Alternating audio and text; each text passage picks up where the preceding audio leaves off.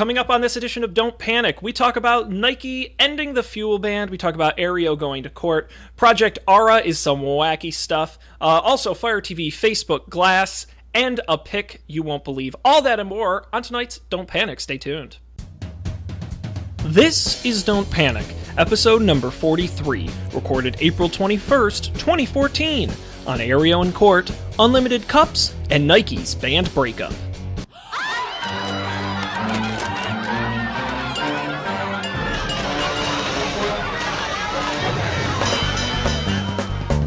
Hello and welcome to take two of this week's episode of Don't Panic. I'm Sean Jennings, and I'm joined by the Lewis and Clark of technology. That would, of course, be Dan Miller and Colby Rabidou. What's funny? Sean, that was even funnier than the first time you told that joke. I know, everything's funnier the second time around, and I'll demean myself. That's a universal rule. Yeah, and I'm Sacagawea. You get the joke. Thank you for joining us on Don't Panic, the technology podcast that pretends it knows what it's doing about technology.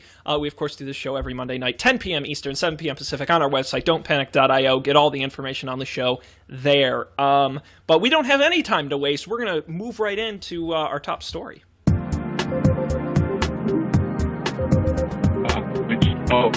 Fuel ban. Yes, maybe you're not familiar with it. It's a little company called Nike. The bike company. The bike, yeah, Bikey. The Nike Bikey. They confirmed this week that they have stopped production on their Nike Fuel Band hardware fitness wearable. Been around for a few years, very popular among athletes, but Nike has decided to shutter 55 of their 70-person hardware team and instead focus on software. The original Fuel Band launched in 2012. Last fall they released a new version, but it's overall they were slow in developing the hardware. So do you guys think it's a smart idea for Nike to focus on software versus hardware? I think that's the Google thing to do. I think that's a smart way of putting it. I disagree that the fuel ban was particularly behind the times or anything. Why? Did you say that, or were you reading that off? I was reading what someone else wrote. Okay. What can't the fuel ban do that other things can do? It just says the original fuel ban launched in 2012, but Nike was slow to iterate on it. Last fall, the company released a new version that added Bluetooth support and new color options, but little else. That's all it says. I'm not honestly that familiar with the fuel band, if I can be so bold. I mean, it was just a very basic fitness tracker, was really what it was. Right. But, you know, I think the advantage was combining it with Nike's software. I mean, I personally, it's kind of interesting. Tim Cook is actually on the board of Nike, Apple being really a hardware company. And to see Nike sort of drop their hardware, I think it's really interesting, but I think it's the right thing to do because, you know, I can name 4 or 5 companies doing wearable fitness, but who out there is doing fitness software? You know, I mean, if they can make a name for themselves, who knows? Your Fitbit could be running Nike software someday. So I think that's a better proposition. The Fitbit has an API, and you just shove your data into your own provider of analytics. Mm-hmm. That's the dream. That would be cool. Any and all, like your scale and your Fitbit and what else? The sleep thing that I want that tracks how well you're sleeping at like a neurological level. All that stuff. Do you have the like sticky things on your face? And that would be the version 1 that I would get, but then a actual consumer version would like use some sort of infrared or something. I don't know. I really want you to get sleep. That.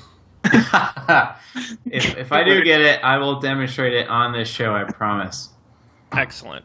And yeah, I mean, it would be interesting to see if Nike was the hub that all these things plugged into. I mean, they certainly have the clout and the resources to make something like that happen. They're a big player with Microsoft and Kinect.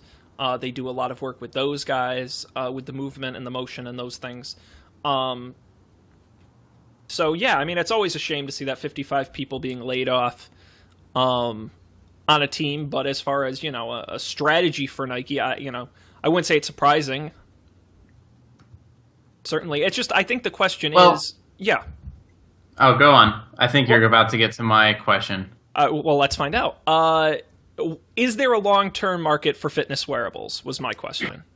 That wasn't going to be my question. All right. Well, all right. You can answer mine or answer yours. Whatever floats your boat.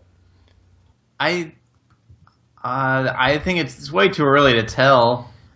I think that if they can become something cool that is worn because it's cool and not because of the utility that it does or does not provide, then there's a long-term market. I think if they're only utilitarian, then I can't see like a massive amount of people caring about it.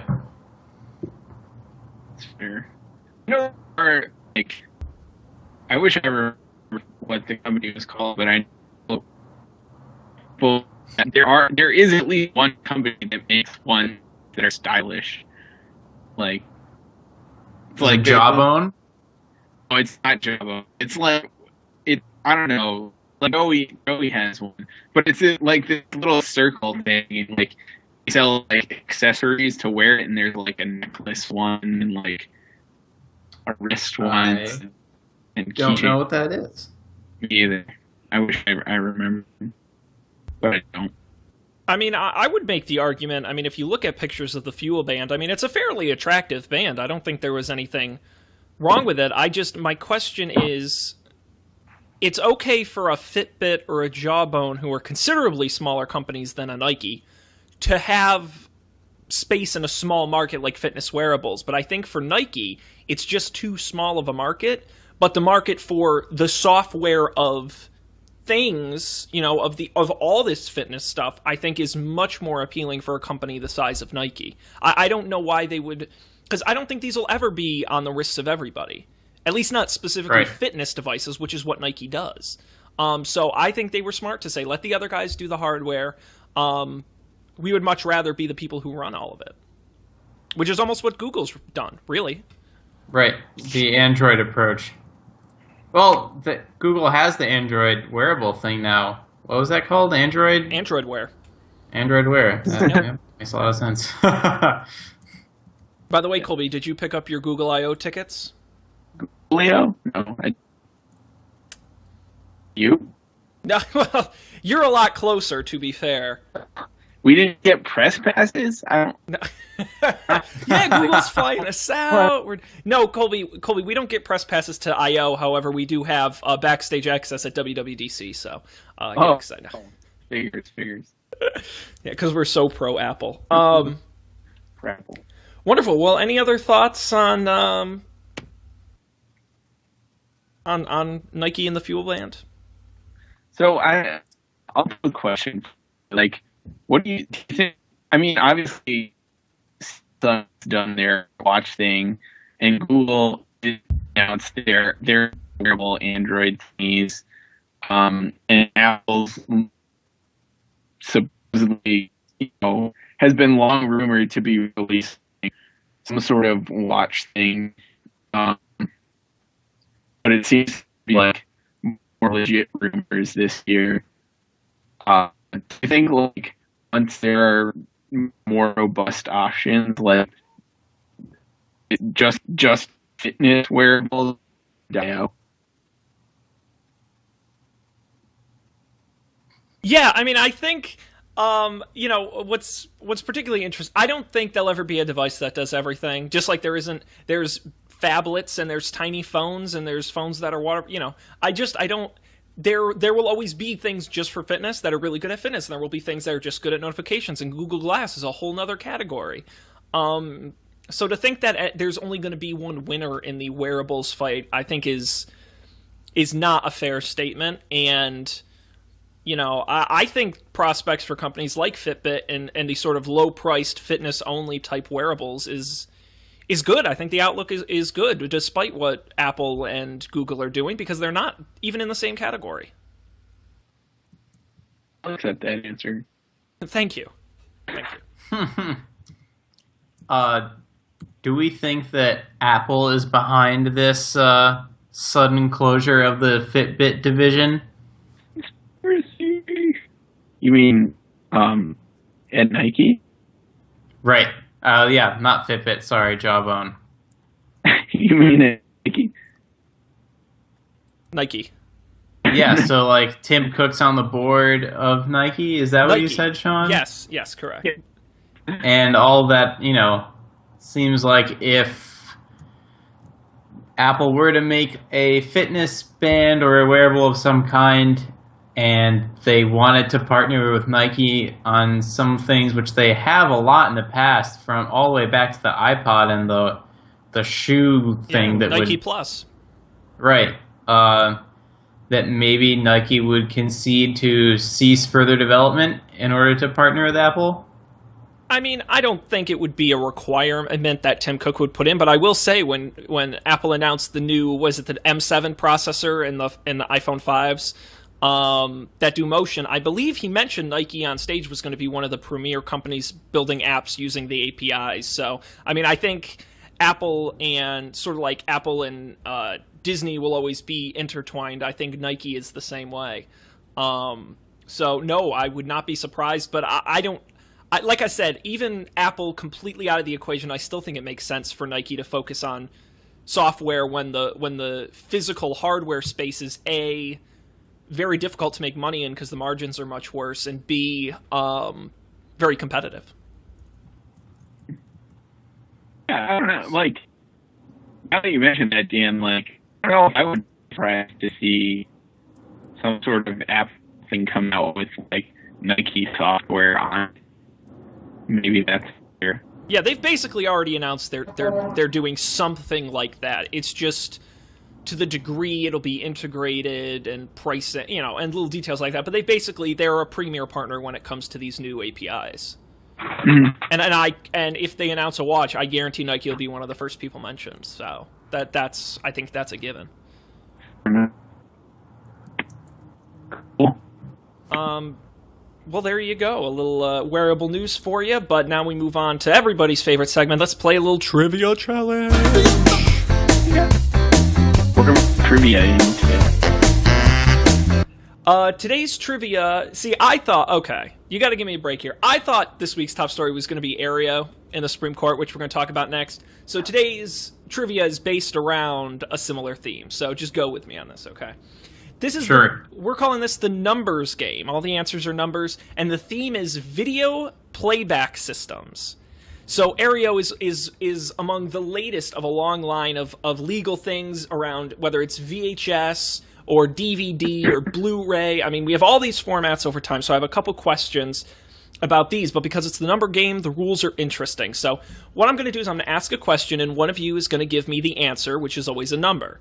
The other person, all they have to say is higher or lower, Card Shark style. Okay. And one of you is right and one of you is wrong. So if the other person guesses lower, but it's actually equal to or higher, the original person wins. Does that make sense? Yeah. Okay. There's only 3 questions, but then there's also a bonus round. So here we go. Here are your 3 questions. Colby, I flipped a coin. You will be giving the number first. In what year did the Supreme Court legalize VHS home recording? In what year did they say it was legal for you to record things in your home on a VHS tape? 1986. 1986, he says. Dan, is it... 96. 96, I'm sorry. 1996, Dan, was it earlier or later? Earlier. And the answer is 1984. Dan is the winner on that one. He's talking. That was early on, and that was. Let's see if I can remember. That was Sony Electronics versus Universal Pictures. Here we go. So this question is for Dan. What is the longest possible recording time on a standard sized VHS tape in number of minutes?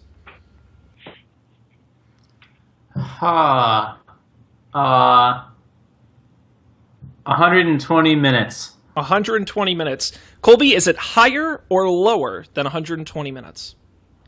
Is equal an option? If it's equal, Dan wins. Oh, damn. So you have higher. It's like 122 minutes. Okay. How about this? You ready to have your minds blown? How about 649 minutes on a super long play E300 VHS tape? Jeez. 649 minutes, nearly 10 hours. Wow, Okay. that's almost the entire Lord of the Rings trilogy. What are we doing? We've got all these Blu-rays floating around. Yeah, man, VHS is where it's at.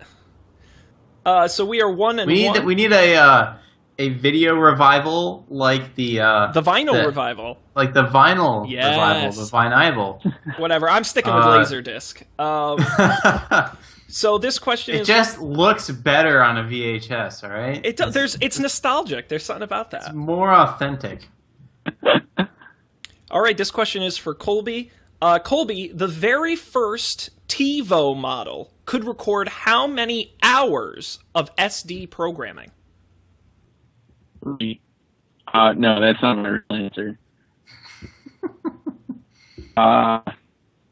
24. 24. Dan, is it higher or lower than 24 hours on the original TiVo? Lower. Dan says lower, and the answer is lower. 14 hours on a 14 gigabyte hard drive.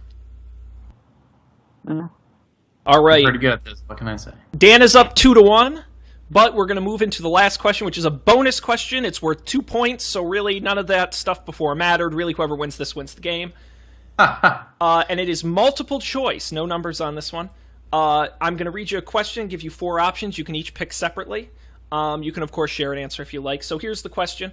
Which of these 4 is not a defunct video playback system? So which one of these is, again, this is a Sean made it up question. Which one of these is fake and among the 4? So is it DiscoVision, Quadruplex tape, micro DVD, or laser film? 3 of these are real and 1 of them I made up. Is it DiscoVision, Quadruplex tape, micro DVD, or laser film? And since Dan won the last question, Colby, you can pick first.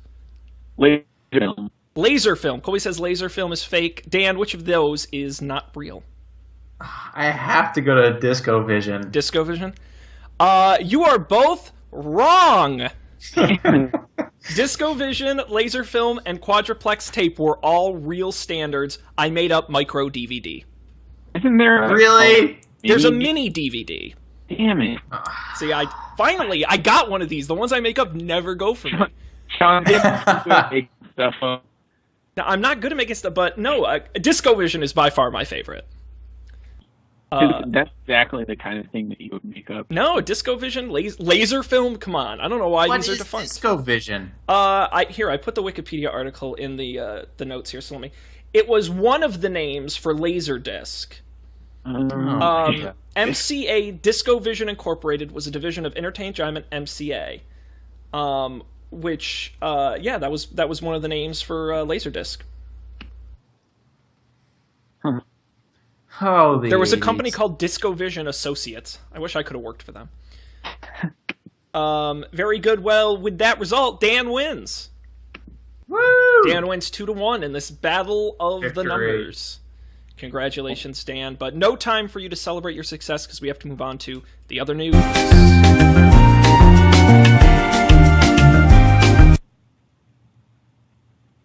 As I drink my coffee. So let's talk about Aereo. Now, Dan, you've used Aereo. Yep. And Colby, have you used Aereo? No. Okay. I have used Aereo. It's a fine service. But how about it in the Supreme Court? That's right. Aereo is being sued by basically anyone who makes television, including all of the major networks, major sporting leagues. The list, you would just be outraged at the sheer amount of people suing them. The question is what they're doing legal? So let me explain how Aereo works. Because, okay, for example, there's TV over the air that anyone with an antenna can pick up, okay? Mm-hmm. What Aereo does is they have a warehouse full of antennas. Millions of micro antennas, okay? When you sign up for Aereo, you are given one of those micro antennas. You're the only person who can access it. It's just for you. It's registered to you. That micro antenna takes the over-the-air signal and then puts it online, DVR, you can stream it, and all that kind of stuff. The law says that if I were to take the ABC stream over the air and just put it out on the internet for everyone to see, that's illegal because it's rebroadcasting. Aereo is arguing because they're only airing it to that one person who owns that single antenna, they're bypassing that law. It's not rebroadcasting, it's just the initial broadcast, and they're merely converting it to digital form. It's a very gray area in the law, and that's why they're being sued into oblivion, and this week are arguing it in the Supreme Court.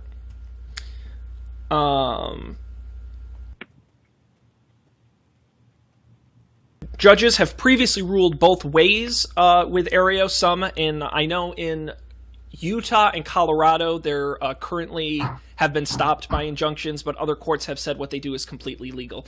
That's why they went to the Supreme Court. The arguments are based around the Copyright Act of 1976, which means you cannot transmit or otherwise communicate a performance or display of the work to the public. But the question is this to the public? So what do you guys think of this story as I go to sneeze? Well, as someone who doesn't have cable and won't ever buy it, I don't care that it's a gray area of the law because I want to pay for content, but I don't want to pay $120 a month for said content, so I'm okay with this. Also, like, why is it a gray area? I can buy an antenna and put it on my side of my window and get all the same channels. But you're not broadcasting it over the internet, you're plugging it right into your TV. And so because it goes over the pipes of the internet, the argument is that some level of rebroadcast. Well, that's the legal argument. And the fact that the reason over the air works is because you're physically there to accept the signal.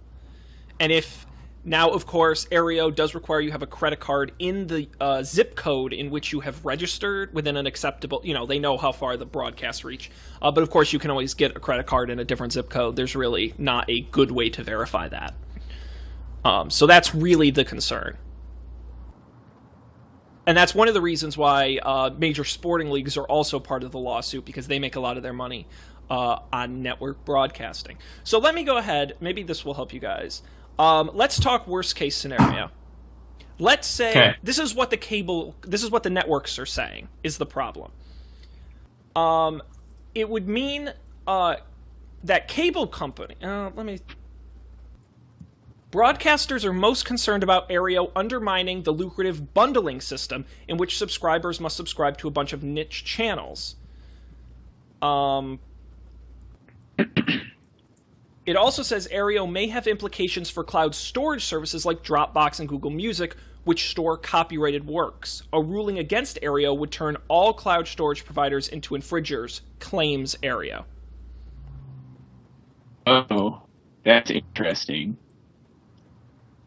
Would turn all cloud storage providers? I missed why that made sense. Because they store copyrighted works and then stream them to you.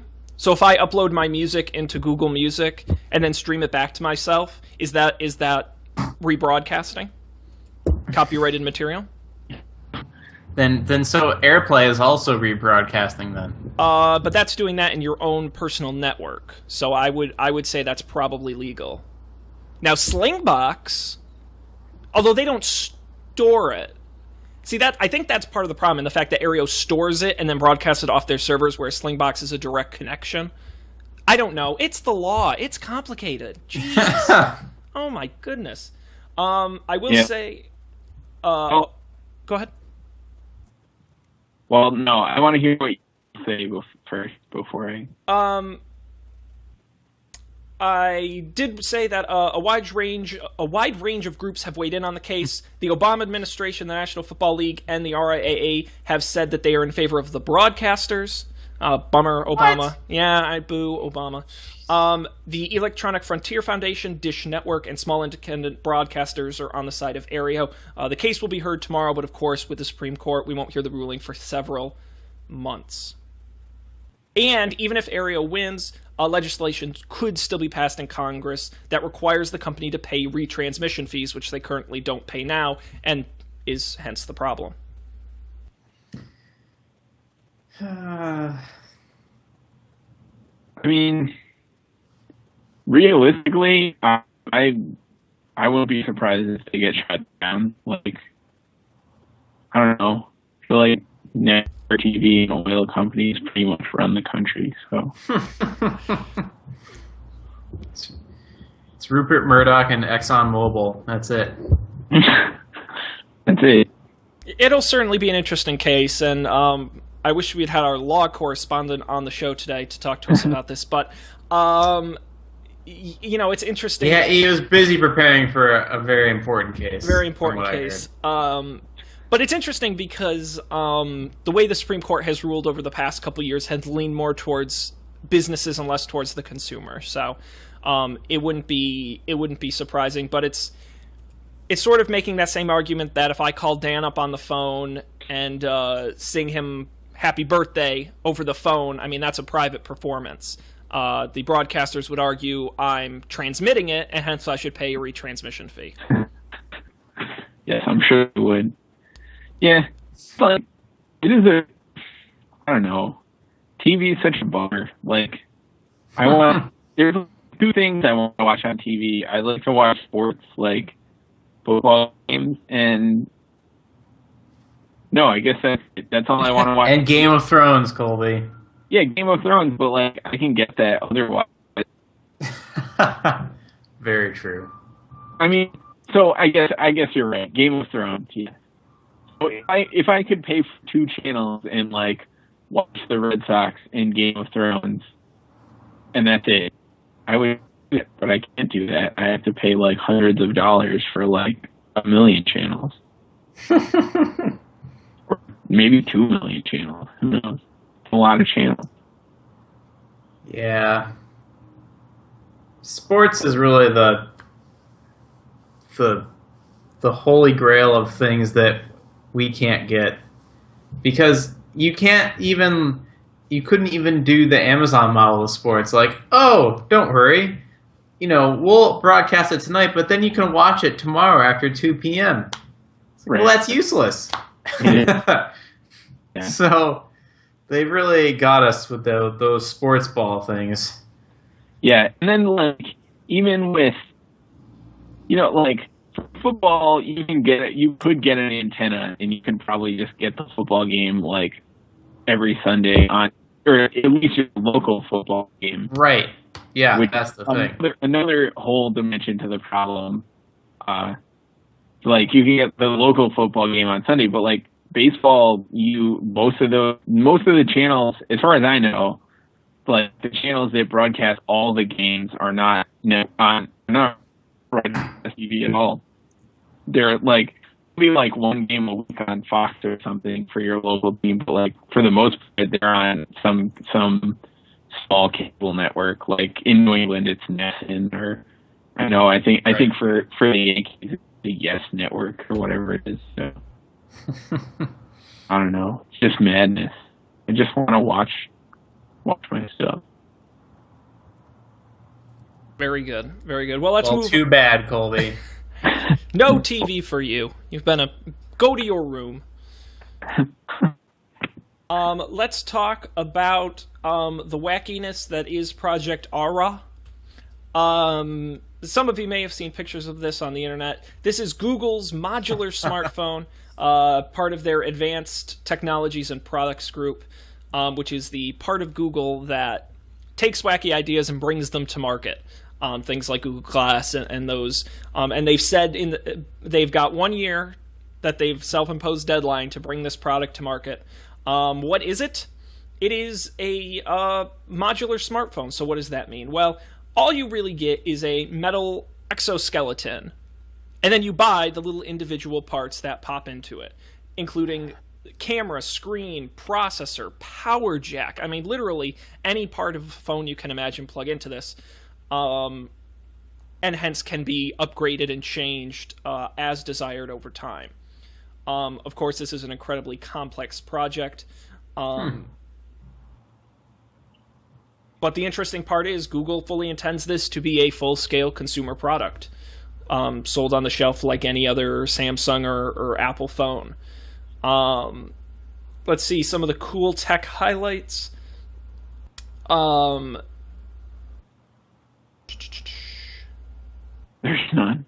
No, so I'm reading this. So the way the little modules plug into the phone are through capacitive interconnects, which are wireless. They don't actually communicate with each other over metal because it's not fast enough to transmit the RAM and the processor, which are separate. So they actually use incredibly close wireless between the modules. Another example is that Aereo uses electropermanent magnets to hold them in place because physical latches can easily break. I mean, it's really, really cool stuff. I don't understand much of it.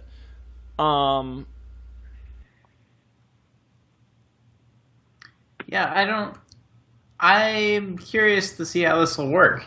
Like, I don't know that... Well, okay. I don't know. I'm curious to see how it'll work. I don't know that I would, like, looking at my current phone and its form factor, like, I don't really want to upgrade anything. I want a new phone. Like, the form of the phone itself has a certain appeal to it. It's not as though any individual component really stands out to me. Would I like to have a lightning cable instead of a 30-pin thing? Sure. How much would I be willing to pay for that? Maybe like $50 if I was feeling really desperate, but probably less. Would I like a new camera? Maybe, but I don't really feel like mine is bad. So I don't know. I think even when like desktop computers were the big thing and everyone could upgrade them, how many people actually did upgrade them? And how many people let it go to the point where no upgrade was worth the cost and you might as well buy a new one anyways? Like, I have to imagine that's what will end up happening here anyways. Yeah, I mean, I think desktop PCs are a little different because, like, there was always, I mean, it seems like there was a much higher, the bar for upgrading one of these is much lower than the bar for upgrading a desktop PC. Like, I mean, to upgrade your desktop, right, you had to take the side off, and they, like, that immediately put the, like, out of the realm of what, like, 90% of consumers are going to do, right? That being said, I think you have a good point about, like, the form factor of the phone. Like, phone is more, I don't know, it's like a package thing. So I don't know. Yeah. Yeah, it's like as much about the way the phone looks and feels in your. Whoa. This is starting to sound an awful lot like a Johnny Ive monologue, Colby.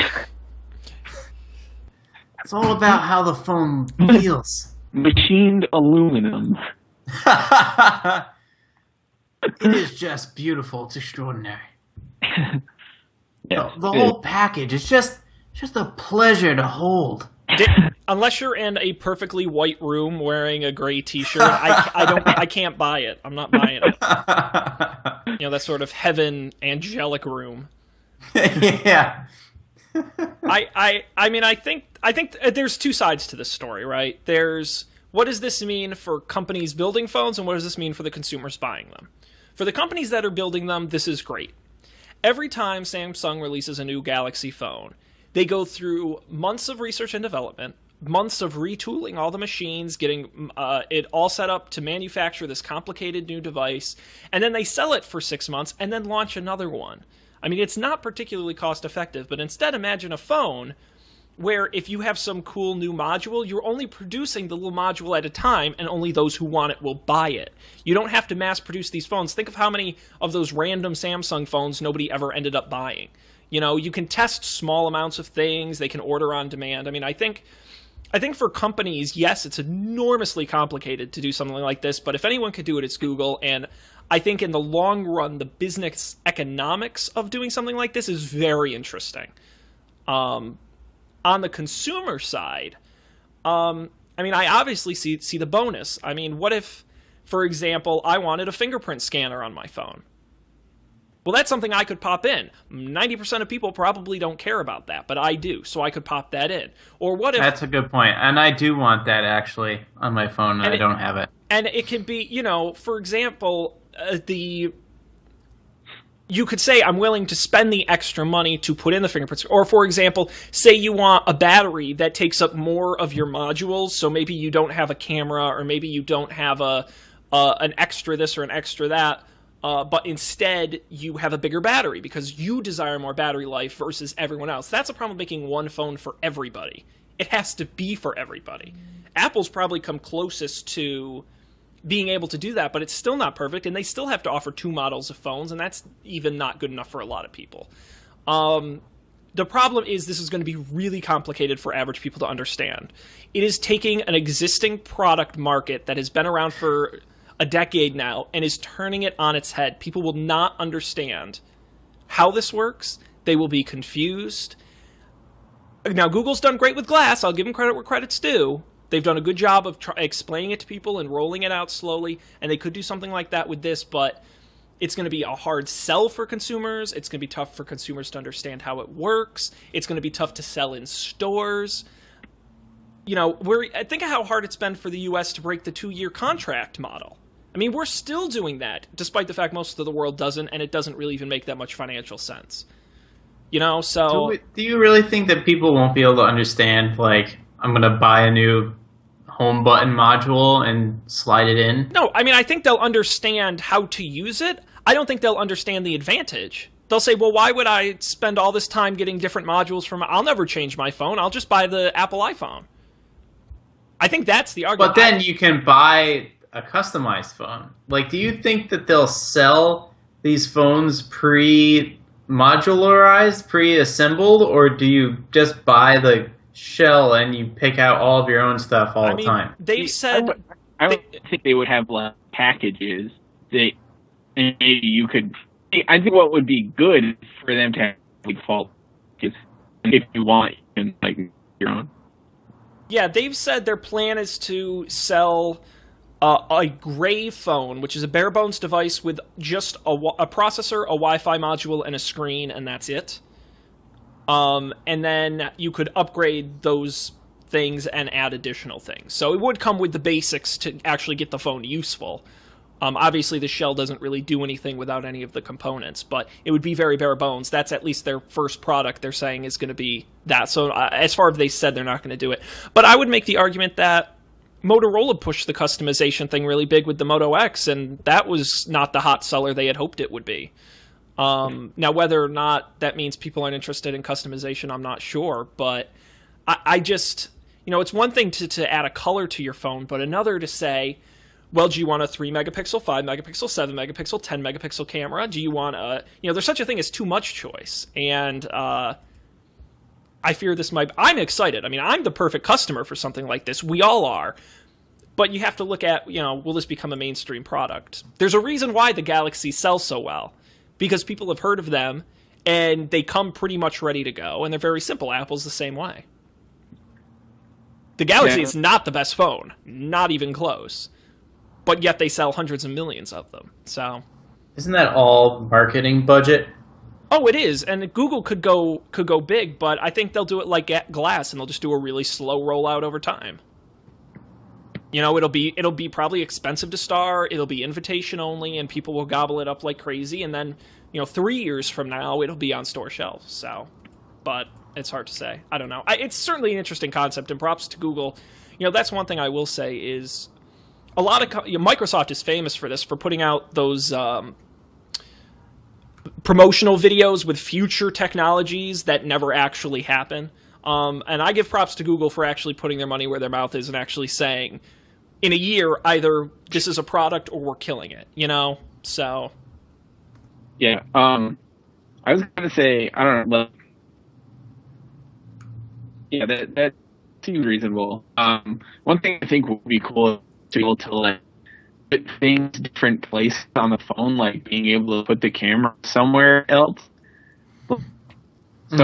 some phones I find the camera is like, I always end up with my finger in the way. I always used to do that with my phone. Like I had my hand like in the way of the lens and end up messing up the picture. Yeah.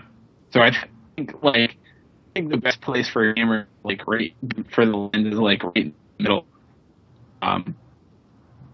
Or That's a good. Why are none of the Why are none of the lenses in the middle? Probably because people take most of their pictures like this, which drives me insane. Thanks Instagram and thanks Obama.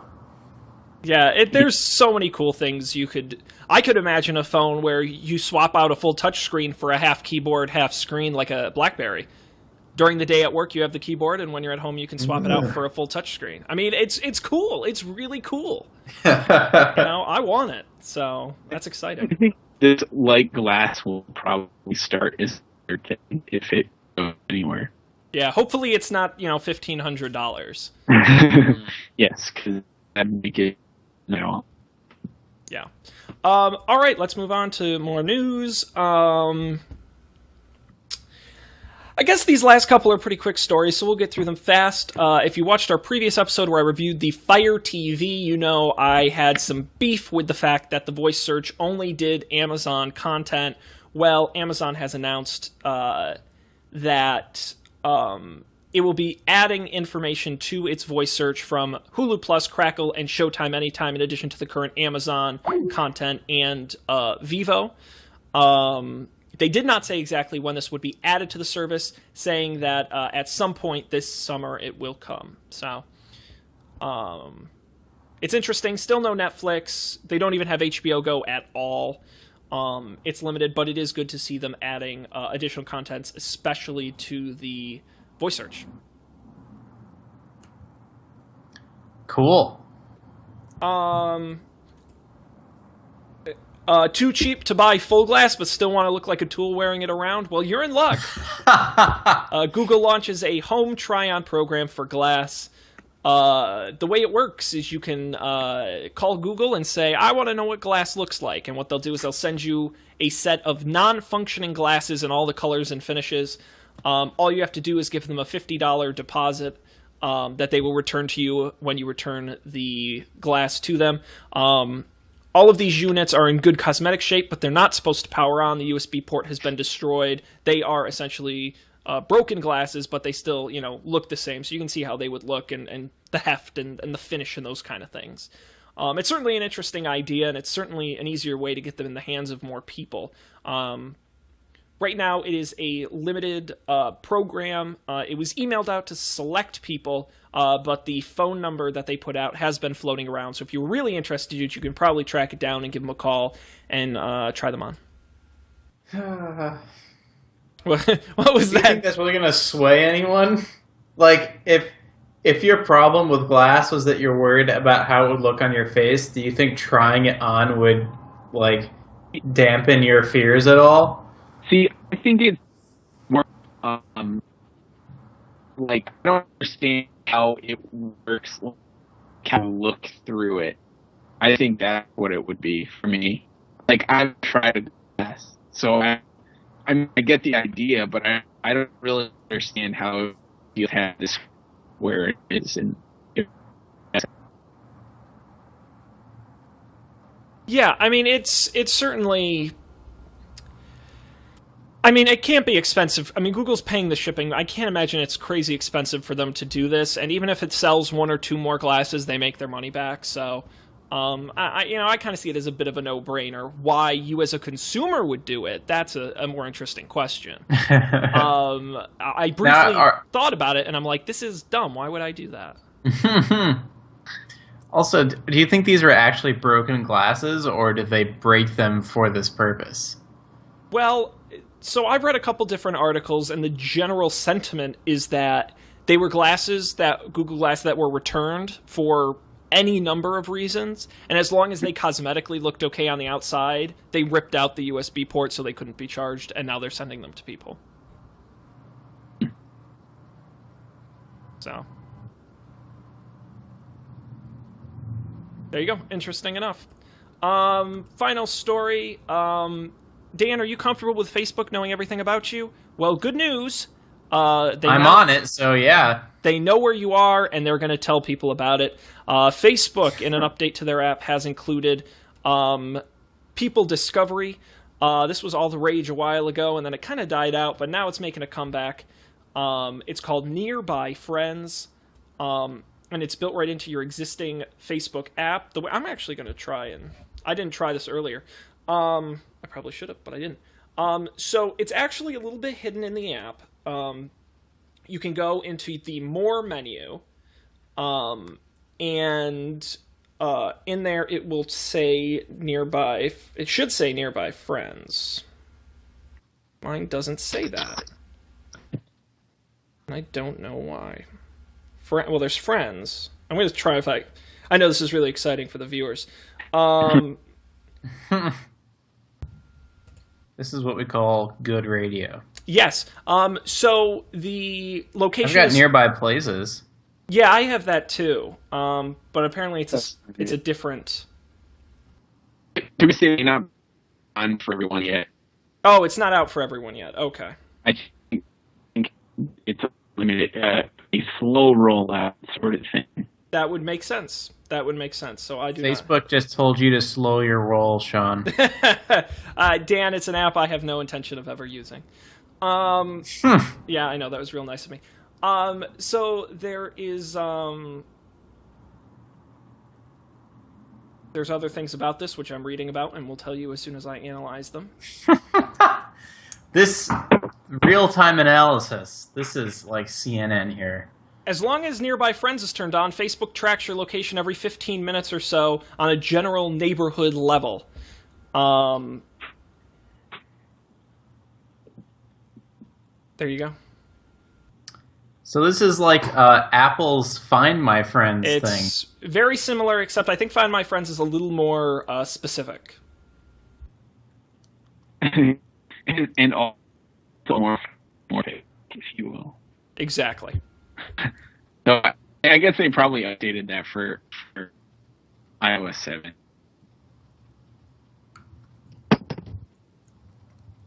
So there you go. Keep an eye out for that coming to Facebook on iOS and Android soon.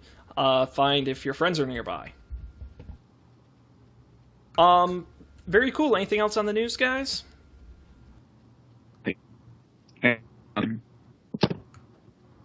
Okay, let's do picks.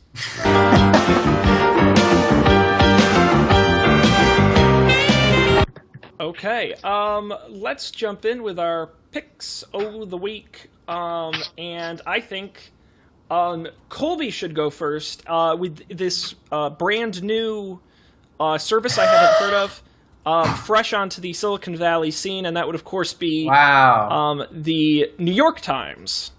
Oh my gosh. Question. I had this problem earlier. Like, have I picked this before? No, I'm going to say not that I can remember. No, definitely and not. I'm usually I would have pretty remembered good. it. Yeah. Okay. So, probably like 3 months ago now, I got some email from the New York Times because I had like an account. Cause I had to Hey, sign Colby, up for... can you do me a favor and kill your video for me? Because we can't hear you particularly well, so maybe if we go audio only, you'll sound better. All right. Now go ahead. Can you hear me? Yeah. Okay.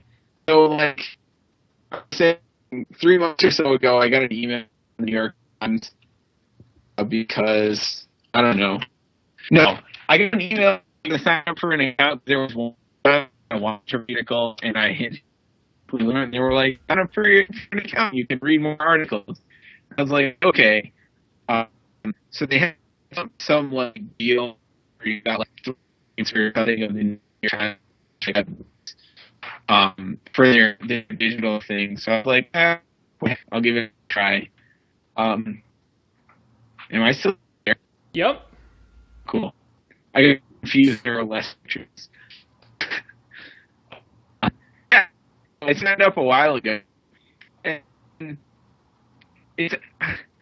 And to be honest, I'm not sure how much it costs a month because I haven't gotten into the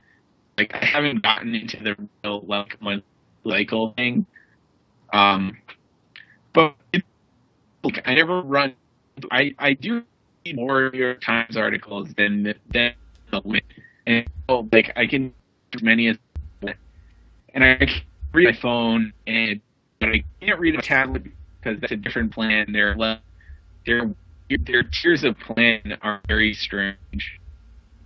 But yeah, I don't know. It's kind of nice. It's not expensive things.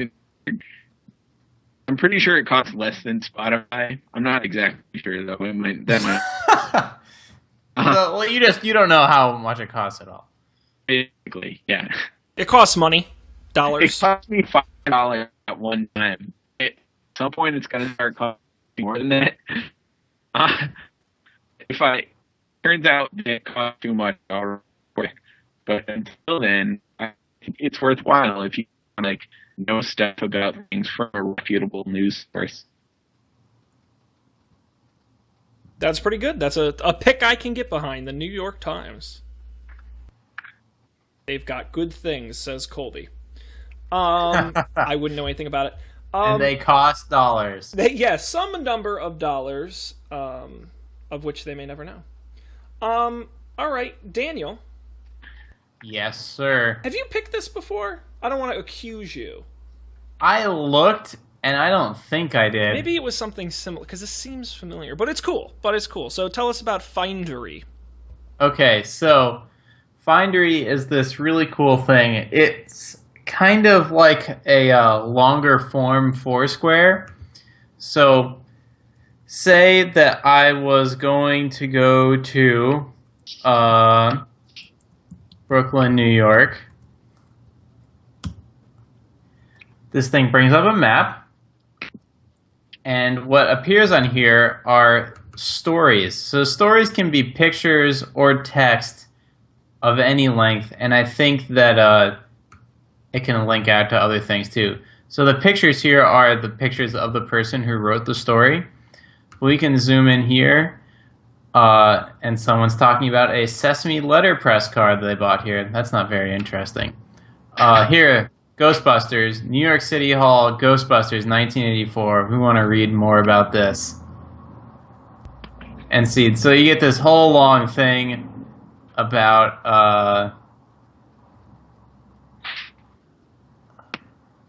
I guess this is where Ghostbusters was filmed. Yeah, they did a scene. Yeah. Right. There's a whole history on why it looks the way it does. Oh yeah, that's just regular old City Hall. Okay, that's cool. They also have a really nice mobile app, at least for iPhone, but I think they have it for other things too. And that's what I primarily use it. I've actually never used this desktop website. This is this person's first apartment, and so if we click through here, we can read the story about her first apartment, how much it cost when she first lived there. There's just interesting things. There's also some businesses use it, like real estate uses this, which is a really good use case for it, I think. If you're just like, oh, Greenpoint's kind of cool. I wonder what's happening over here. Nothing. Oh, there we go. Like, huh? Oh, yeah. So this is the Cochrane Group. So they have these listings here, so you can look through if you were searching for an apartment or something. So it's pretty cool. This is Findery.com. Neat, and that's a free iOS app. Yep, long form Foursquare. Yeah, cool. No, that's cool because sometimes you do want to know more about the things going on. Yeah, and if you're visiting a place, it's really nice to just like spend like an hour and just go through people's stories, and then you can like I'm gonna go to that person's. That sounds weird, but the neighborhood around that person's apartment, and she told a story about the great sandwich place. I want to go see that, and you can go see it. It's pretty cool. Very neat. Very neat. Findery.com. Tell your friends. Very good. All right. So now for my pick this week. This is one of those, we do these on the show occasionally, and it's a pick that I've never used, but I think is really neat. So I'm going to go ahead and do it anyway. So let me give you a idea of what we're looking at. Share it to you viewers. And I do recommend out there, if you're a fan of Don't Panic, definitely check out the video version. We put a lot of work into making sure it's visually appealing, except, of course, for Colby, who is usually very pixelated. I would say that Colby just doesn't put in the work to make him visually appealing to us. It's a problem. He doesn't really shave that often. He's disheveled. Homely. Disheveled, that's the word. So now that we're done insulting Colby, who barely has the bandwidth to respond, let me talk about cups. Cups is a cool idea. I love this idea of unlimited. I am a sucker for unlimited. I've talked previously on the show before about Marvel Unlimited, which is all the comic books you can eat. I love the idea. Netflix is a good example. I love this idea that you can pay one fee and just get as much as you want, right? Everyone loves unlimited. Well, this is a cool idea because it's a local unlimited idea. So it's called Cups, and it's about coffee. So they currently have some number of coffee shops throughout the New York City area. They're all independent coffee shops that have agreed to partner with them. No Starbucks or Dunkin' Donuts here. And the cool idea is that you pay one monthly fee and you get a certain amount of coffees. You can pay for 5 coffees a month, 10 coffees, 20 coffees a month, or my personal favorite, unlimited coffee a month. This is any size, anytime. If the store is open, you can go in and get a coffee. They have 2 levels, of course. American Classic, which is your standard coffee, plain, coffee drip and all that stuff. And then they also have an extra level, which includes espresso drinks. So your Americanos, cappuccinos, lattes, iced coffees, all of those things. That's a little extra. But if you just take regular coffee, it's unlimited coffee a month for $45. That's crazy. Any size you want.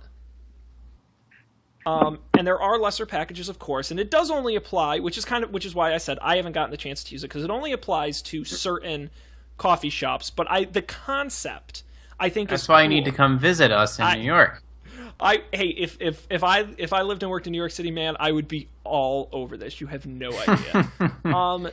So I like this idea of unlimited, and I like the idea of a local unlimited. The fact that you can go to a local shop.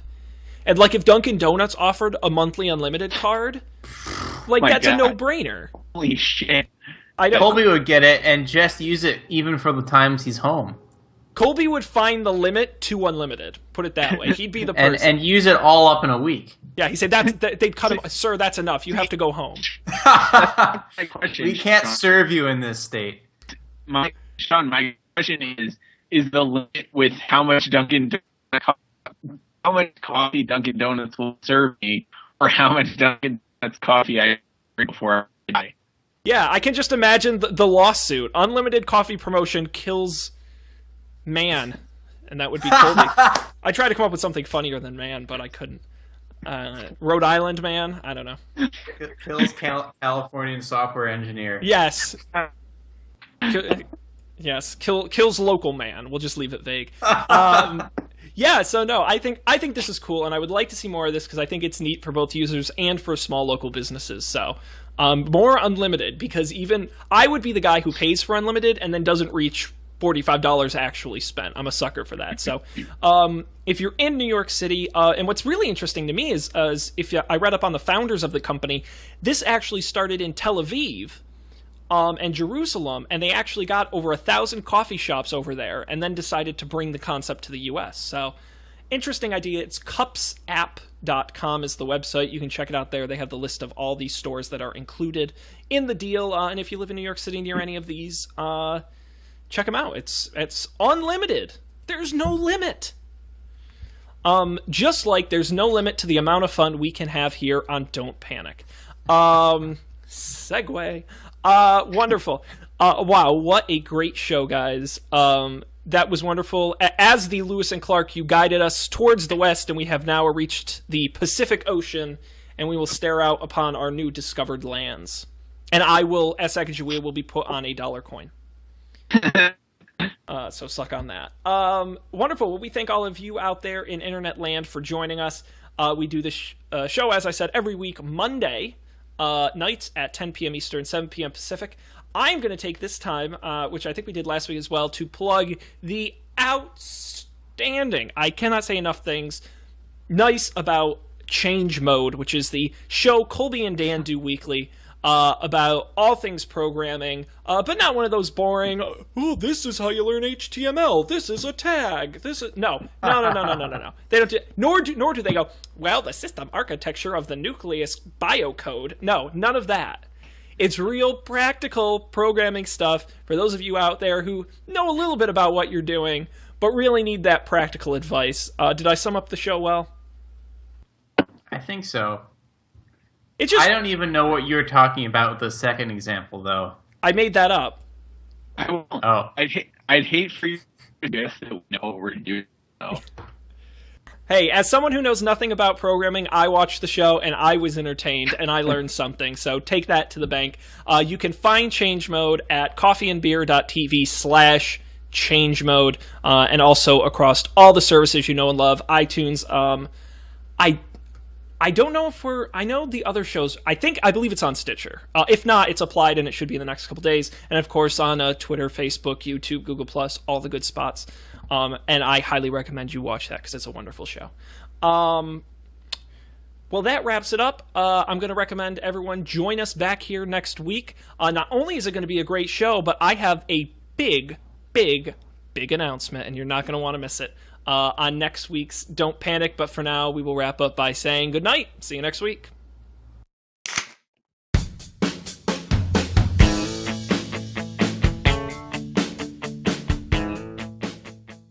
This show is brewed fresh weekly by the Coffee and Beer Podcast Network. Get all our shows at our website, coffeeandbeer.tv.